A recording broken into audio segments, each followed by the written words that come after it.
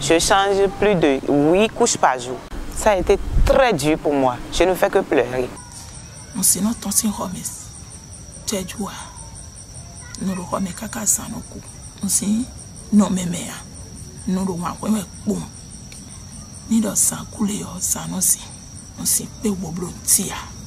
Le mari va te refuser, les familles de mari vont te refuser, tout le monde va te repudier quoi.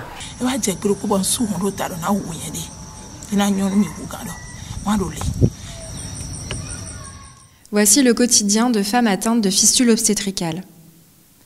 La fistule obstétricale est une conséquence grave d'un accouchement long et difficile, pendant lequel souvent l'enfant ne survit pas.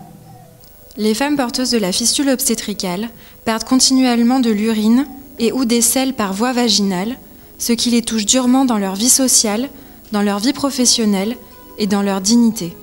Elles sont souvent rejetées par leur mari et par leur communauté pour se retrouver dans une situation d'extrême vulnérabilité et d'isolement. C'est parce que ces récits de vie sont insupportables que la Fondation Claudine Talon a initié en 2017 le projet Zéro fistule obstétricale au Bénin. Ce projet vise à dépister, à opérer et à appuyer financièrement et matériellement ces femmes dans leur réinsertion socio-professionnelle pour leur permettre de prendre un nouveau départ dans la vie. À ce jour, la Fondation Claudine Talon est la seule institution au Bénin à accompagner les femmes guéries vers leur autonomisation.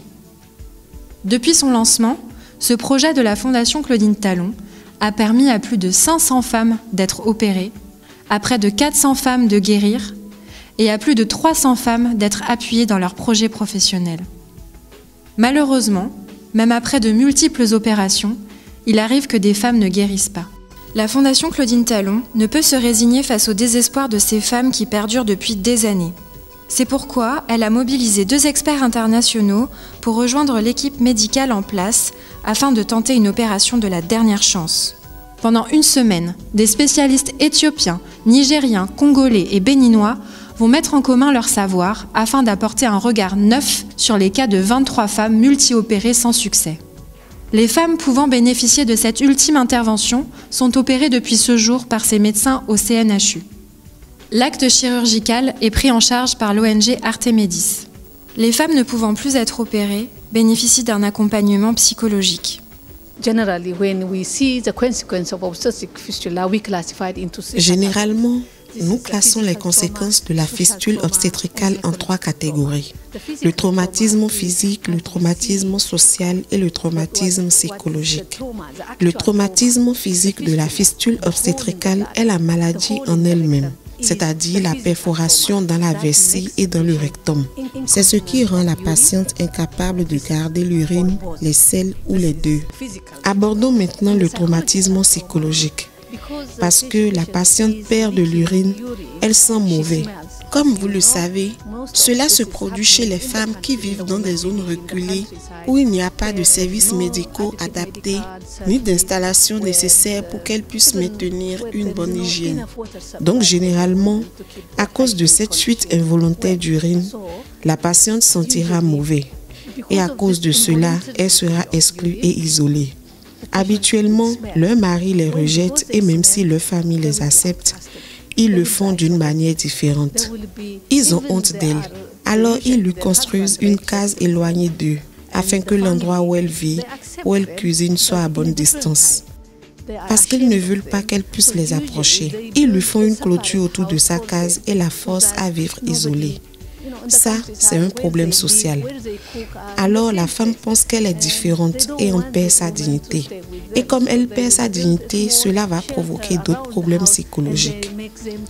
Certaines femmes pensent même à se suicider parce qu'elles pensent avoir été incapables de faire un enfant comme tout le monde. Nous savons qu'au village, le rôle d'une femme est d'être une mère pour ses enfants et une femme pour son mari. Alors, si elle est incapable de faire un enfant et de remplir son rôle de femme, elle sera rejetée.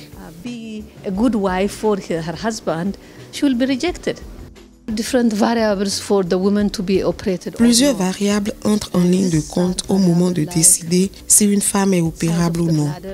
Il y a la taille de la vessie, parce qu'à cause des dégâts subis, la vessie peut avoir une taille réduite.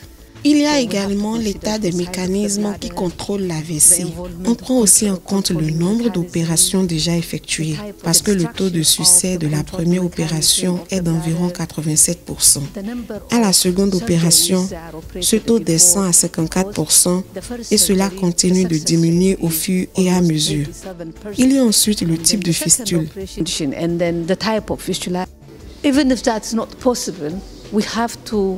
Même si l'opération n'est pas possible, nous devons conseiller ces femmes comme il faut et les amener à accepter leur état et à vivre avec.